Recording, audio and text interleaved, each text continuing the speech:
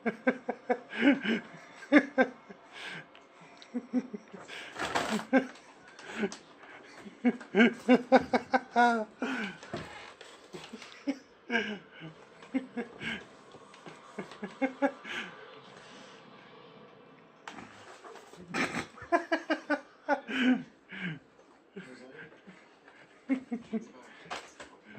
is oké, man. I'm just giggling at my mum's cat.